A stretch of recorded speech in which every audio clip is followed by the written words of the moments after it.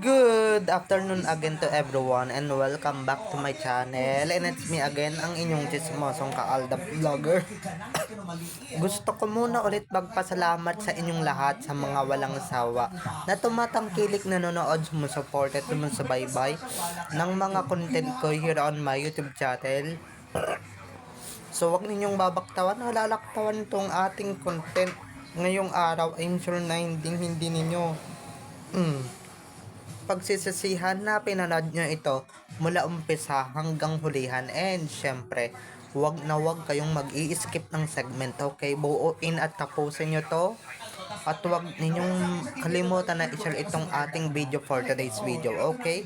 Para para mas para mas umabot to kung saan mang aabutin tong ating video, okay?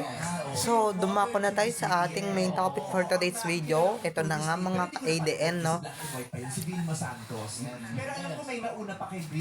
Ito na nga, mga ka-ADN. Iniintriga ngayon, oh my God, si Maine. Oh my God, na nagsalita daw at against dun sa puting buhok ni na Lara Kigaman at Don Zalweta. So, ito na guys, watch this. Mamaya ipapaliwanag ko sa inyo ng buong buo. So, ito na guys, watch this. At kung nakita nyo na ngayong recap, so once again sa TT o sa mga admins, dumako na tayo sa ating main topic for today's video. Ito na nga mga ka-Aldab Nation, no? Gaya nga ng sinabi ko kanina mga ka-ADN, and ito ha, ulitin ko lang ulit. Huwag ninyong kalimutan na i-share ito at palaganapin tong ating magandang video for today, okay? So, ito na, dumako na tayo sa ating main topic for today's video. Dire-diretso na to. Ito na nga mga ka-Aldab Nation, no? Ito, hindi ko alam kung totoo ba ito or hindi. Pero, ayon sa mga bali-balitang nababasa ko dito sa SOCMED, diba? Ito nga tong si Mengay, or di naman siguro gagawin to ni Mengay, diba? Na magsalita against sa buhok or sa puting buhok ni na Miss Lara Kigaman at ni Miss Don Zalweta, 'di ba? Kasi recently, 'di ba, nag puting buhok reveal silang dalawa, si Miss Don at si Miss Lara Kigaman. Kung hindi nyo pa sila nakikilala guys, sila yung si Miss Lara Kigaman ay isang beauty queen at si Miss Don Zalweta ay isang movie actress, movie and TV actress, okay? At ito na nga, ewan ko ba kung sino yung mga hunghang at mga gunggong ang nagpapakalat na itong maling impormasyon na to, no? At maling balita na pinapalabas at pinapakalat na ito na nga na ito daw si Maine talaga. Ewan ko lang kung si Maine ba talaga yung nagsalita, hindi ko pa sure, pero ito na ngayon kumakalat na balita, 'di ba? Kilala naman natin si Maine. 'Di ba? Anong pakialam ng taong 'yan sa mga ganyang sa mga ganyang pating buhok, 'di ba? Mas papakialaman niya pa yung buhay niya, at 'di ba? At saka papakialaman niya yung bagay na may mapapala siya. Kung ganyan lang din naman yung yung pakikialaman niya, ba't niya pakikialaman yan? Diyos ko, bising-bising tao si Maine. At saka, diba, ewan ko ba kung sino yung mga gumawa na ito. Siguro yung mga taong gustong magpabagsak kay Maine. Sa bagay, hindi na nila mapapakinabangan si Maine, yung totoong Maine, kasi nag-asawa na, diba? Yung totoong asawa ni Maine is si Alden. So, hindi na nila mapapakinabangan. So, ayan, bilang gante, bilang ganito, bilang ganyan, or baka, diba, baka pakanato ng mga sa kampo ng Sarsuelistas, 'di ba? Kasi alam niyo naman yung mga Sarsuela, yung mga kaswarsalahan na yan, wala talaga silang napapalana kay Maine, kasi nga hindi na nagpapakita ngayon, no? Kahit edited man lang, 'di ba? Baka sila yung gumagawa ng planong ito kahit nananahimik lang yung tao, 'di ba? Maski nga yung clone nilang yan, anong pakialam ni clone dyan? Anong pakialam ng taong yan dyan? Diba? Wala siyang pakialam dyan. Diba nakisuhodang magputing buhok kayong dalawa? Diba? Pinapasama nyo lang lalo si Mengay eh. Dyan sa ganyan ninyong paratang eh. Diba? Lalo ninyong dinudumihan, niyuyurakan yung pagkatao ni Maine. 'Di ba? Lalong-lalo na lalo nyo lang binababo yung dignidad niya, 'di ba? Another bash na naman to kay Maine na nananahimik na or tumatahimik na talaga. na na na tumatahimik na talaga, 'di ba? Na tumatahimik na at saka 'di ba magugulat na lang yan si Mengay, magugulat na lang yung taong yan na talagang na she surprised na ito na naman, madadamay na naman yung pangalan niya, 'di ba? Madadamay na naman yung kahit wala siyang ginagawa, 'di ba? Kahit wala naman siyang ginagawang masama, siya na naman yung mababas, siya na naman yung mababatikos, 'di ba? Siya na naman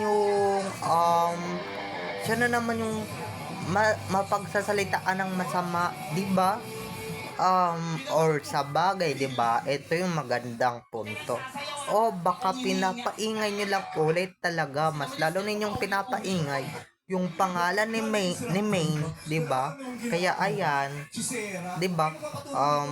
Ginamit niyo na naman si Maine sa walang kwentang issue para naman sa ganun. Umingay ulit, 'di ba, yung pangalan ni Don Zulueta at ni Lara Kigaman. 'Di ba na ang tagal nang nananahimik sa showbiz? 'Di ba yung tatlong yan, 'di ba? Magkakaibigan yung mga yan, ginagawa ninyo ng issue. Hindi ko alam kung ba't ninyo ginagawa yan, 'di ba? Hindi ko alam saan kayo nanggagaling, hindi ko alam kung anong point ninyo, kung anong pinupunto ninyo, 'di ba? Siguro tong mga to sorry siguro tong mga to yung pinopoint lang nito is talagang etong mga to talagang, di ba, mga alam ko na yung mga gustong yurakan yung pagkatao ni Mengay, di ba, yung mga gustong baboyin ulit yung pagkatao ni Mengay, yung mga gustong walang yain ulit ni Meng, yung pagkatao ni Meng. Pues, kahit anong issue yan, hindi ninyo mawawasak yung pagkatao ng taong yan. Kasi nga si Mengay is, kahit anong base nga naharap na ni Mengay. Patibat naman ito, na tumatahimik na lang siya talaga. Tumatahimik na lang talaga siya, pero siya pa rin talaga yung pulot ninyo, di ba? Sa bagay, 'di ba, konting issue, konting kibot, talagang pag-uusapan 'yan, 'di ba, mga ka-IDN? Kahit wala naman siyang ginagawa, kahit wala siyang anything bad, at saka, 'di ba, pagpapakulay lang ng puting buhok or kumukulay yung buhok nila ng kulay puti, magsasalita agad si Meng. 'Di ba? Wala naman tayong nakitang pahayag ni Mengay, wala naman tayong nakitang ni Mengay, yung anong tawag dito, yung statement ni Mengay about that issue or about sa issue ni na puting buhok, 'di ba? Ang babaw ng ini-issue ninyo kay Meng, di ba? Napakababaw. Ang dami na nating problema sa Pilipinas, isko naman. Pati ba naman yung mababaw na puting buhok, i-issue ninyo? At gagamitin ninyo yung artista is si Meng, di ba? Para naman sa ganun, maging popular yung issue ninyo, maging sensational yung issue ninyo, mapag-usapan yung issue ninyo, 'di ba? At papalabasin nyo pang masamang tao si Meng, 'di ba? Na against siya sa mga ganyan na pa-senior citizen na at nagkakaroon na ng puting buhok, di ba? Eh, siya din naman in the future, pag naging lola siya or whatever, or tumanda siya, magkakaroon din naman siya ng puting buhok. 'Di ba? So, pag ganun ba, ibabash niyo rin siya, pabalik? 'Di ba na magkakaroon siya ng puting buhok, eh, ibabash niyo siya lalo? 'Di ba, ibabatikusin niyo ba siya lalo na pagka siya nagkaroon ng puting buhok, eh, may matatanggap din siyang bash mula sa inyo? Kasi, 'di ba, I'm sure magugulat din si Main o magugulat din si Mengay na, 'di ba, magugulat din si Mengay, magtataka pa yan, ba't nadadawit na naman yung pangalan niya sa isang issue na wala naman siya kinalalaman or wala siyang ginagawang masama. 'Di ba? Wala siyang hindi siya nagsasalita against diyan, 'di ba? Hindi siya against sa mga puting buhok na yan, eme, 'di ba? At saka natural lang yung maging puti na yung buhok mo, hindi ka forever na magiging bata, 'di ba? Dadaan ka sa pagiging matanda talaga. 'Di ba? So, walang problema diyan at walang naging problema diyan or walang magiging problema diyan si Mengay. Or baka, 'di ba? Baka totoong kayo talaga yung may problema. 'Di ba? Pinapalabas niyo lang talaga na si Mengay talaga yung nasa issue. Pero sa totoo lang, kayo talaga yung namomroblema. Kayo talaga yung against diyan sa puting buhok na yan. Nako, 'di ba? Kilala ko na kayo mga hunghang kayo. Kilala ko na kayo. 'Di ba? Na kayo talaga yung against diyan sa puting buhok na yan. Naku, dadamay nyo pa si Meng sa mga kalokohan ninyo, sa mga pagganyan-ganyan ninyo. Naku, tigil-tigilan ninyo yung tao. 'Di ba? Yan yung ito kasi mga taong to palibhasa, tong mga gumagawa-gawa ng issue against Mengay. Walang kasayahan sa buhay nila yan, 'di ba? Mga inggit sa buhay ni Mengay na sikat, 'di ba, na mayaman pa, 'di ba, na happy yung love life, 'di ba? Kasi nga because of Alden kaya happy yung love life ni May, 'di ba?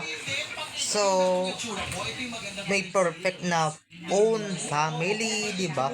Own family nila ni Tisoy. So, bilang mga inggit yung mga netizen, 'di ba? Bilang may mga yung 8 netizens na to, bilang may mga inggit sa katawan tong mga to, syempre gagawa nila ng issue si May na kahit wala naman tayong nababasa na nilabas mismo na statement ni Mengay na against siya sa ganito, sa ganyan. Wala, 'di ba? News blackout si May. So gagawa sila ng paraan para nga naman mapag-usapan at sirain si May. Or baka, 'di ba? Yan yung mga naninira or maninira sa career ni Maine Mendoza. Siyempre, taktika nila yan, 'di ba? Eh, hindi nila masira-sira sa Sarsuela, 'di ba? Nakakabangon 'di ba? Nakakabangon after nung Sarsuela. Bumabangon, gumaganon ulit, umaapaw. Kailangan nilang gawin yung paraan na yan para nga naman i-downfall ulit yung career ni Maine, 'di ba? Para i-down ulit yung career ni Maine. Para pabagsakin si Maine. Ganyan lang yan. Pero sorry na lang kayo. Marami ng issue yung dumaan dyan kay May. Marami ng pagsubok yung dumaan sa career ni May. Maski kay Alden, marami ng dumaan na pagsubok at bati ko sa kanila. Wala, they are still on top of their game. 'Di ba? Kahit nasabi na nating individual sila, may kanya-kanya silang career, tapos may kanya-kanyang issue. Ay, wala yan mga ka-ADN. 'Di ba? Patuloy lang silang iaangat ng ating may kapal, 'di ba? Patuloy lang silang i-up, 'di ba? Hindi gaya nung iba diyan na halatang halata do, inggit na inggit kayo kaya ninyo ginagawa ng issue si Maine, 'di ba? Si Maine dadaan din naman diyan sa kanyang stage, 'di ba? Hindi naman forever na dalaga siya, hindi naman forever na na ganito yung mukha niya, 'di ba? Or fresh yung mukha niya, yung lahat tayo, 'di ba? Hindi naman sa lahat ng pagkakataon guys na ganito yung mukha natin. Tatanda din tayo, kukulubot din yung mukha natin, 'di ba? Ano din yung mukha natin, lalaylay din yung mga face natin, lalaylay din, 'di ba?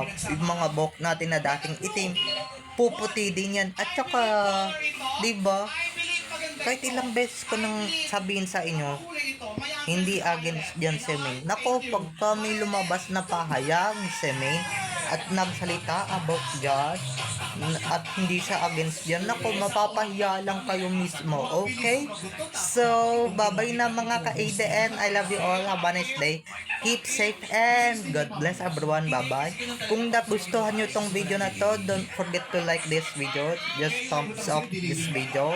And syempre, huwag ninyong kalimutan i-hit yung subscribe button and notification bell para pag nag-upload ako kayo agad ang unang-unang manonotify sa aking mga susunod pang i-upload na mga videos. Okay? So, bye-bye na mga ka-ADN. I love you all. Have a nice day. Keep safe and God bless everyone. Bye-bye. I love you all. Enjoy watching. See you on my next videos. Bye-bye. Diba, yung mga gumagawa ng issue na mga yan, number one. Siyempre, yung mga army, alam niyo naman na hindi nagpapakita sa kanila si Mengay. Siyempre, gagawa nila ng issue, gagawa nila ng problema, di ba? Para sa ganun, ipapahamak nila si Mengay or baka 'di ba alam niyo naman yung mga kupal niyang management sila yung gagawa at gagawa ng issue against Mengay, 'di ba? Sila gagawa niyan, kilala na natin yan. Nako, hindi gagawin ni Mengay yan, hindi niya ginagawa yung mga ganyang mababaw na issue, puting buhok lang, Diyos ko. Against niya pa, 'di ba? 'Di ba? Ako nga, 'di ba, lahat naman tayo, we're not against to that issue, 'di ba? Si Mengay pa kaya na isang public figure, na isang artista, na isang hinahangaan natin, 'di ba? At saka hindi niya pagsasalitaan yung mga kapwa niya artista ng ganyan, 'di ba? Lalong-lalo na yung mga nauna sa kanya sa industriya, 'di ba? Hindi niya gagawin 'yan. Ako, yung mga ganyan-ganyan ninyo, halatang-halata ako na gustong-gusto nyo lang talaga pabagsakin yung pangalan ni Mengay, yung karera niya, yung kalidad niya. Kasi palibhasa, 'di ba? Yung mga tao dito mahilig magpabagsak sa mga taong nagtatagumpay, 'di ba? Sa Mengay patuloy na nagtatagumpay kahit hindi siya yung nandoon na napapanood natin or napapanood ninyo sa Itbulaga, 'di ba? Kasi ako, Showtime na napapanood ko. Showtime na yung pinapanood ko. So, 'di ba? Against sila sa mga ganyan-ganyan na issue. Kayo yung against, kayong yung tutol diyan, 'di ba? Ako, mga basher talaga. Parang hindi kayo pupunta sa ganyan na, parang hindi kayo tatanda. 'Di ba? Ano kayo, vampira, 'di ba? At saka hello, walang karapatan si Mengay na ganyan, mag-attitude or baka 'di ba, eto nabanggit ko yung attitude. Baka mamaya pinapalabas ninyo yung mga ganyan-ganyan ni Meng, 'di ba? Na gumagawa ng kayo ng mga ganyan-ganyan para kay Meng, para palabasin na si Meng talaga yung gumawa ng ganyan, si Ming talaga yung naglabas ng ganyang pahayag or ng ganyang salita, tapos pasasamain niyo yung image ni Ming, tapos sasabihan ng mga tao si Ming na ay ma-attitude, lumalaki ulo, 'di ba? Ganyan. So, kilala na namin kayo, 'di ba? Kilala na namin kayo kung sino kayo. Nako, wag kami mga Balasobas kayo, binabalasubas nyo lang yung tao. Sa bagay, 'di ba? More issues, more bash, more batikos. Aba, mas lalong pagpapalain ng may kapal si Maine. 'Di ba? Mas lalo ninyong binabash, ginagawa ng issue, ganyan-ganyan. Mas lalo siyang ibe-bless ni Lord, 'di ba? Mas lalo siyang pagpapalain, lalong-lalo na yung asawa niyang si Alden, 'di ba? Mas lalong pagpapalain yung dalawa, kaya sige lang, gawa kayo ng issue, 'di ba? Hangga't hindi ninyo napapatunayan na galing yan kay Mengay, hindi kami maniniwala. Or baka, 'di ba? Hindi nyo na kailangan patunayan kasi wala naman tayo makikita sa Twitter niya at saka sa ID niya na siya mismo yung naglabas ng ganyang pahayag, 'di ba? Or naglabas ng ganyang statement. Kasi wala naman talaga, 'di ba? Wala naman siyang ginawang ganyan. Naku, for sure, pag napanood niya to or mapanood man niya to, talagang matatawa na lang talaga si Mengay sa inyo sa mga pinaggagawa ninyo sa kanya, 'di ba? Na nananahimik na nga lang yung buhay ko, 'di ba? Nasangkot pa ako sa issue na puting buhok na yan, napakababaw, 'di ba? Naku, successful na nga yung buhay ko, ganyan-ganyan. Ini-issue nyo pa ako, 'di ba? So, ayun lang mga ka-ADN. Okay? Enjoy watching this video. Bye-bye!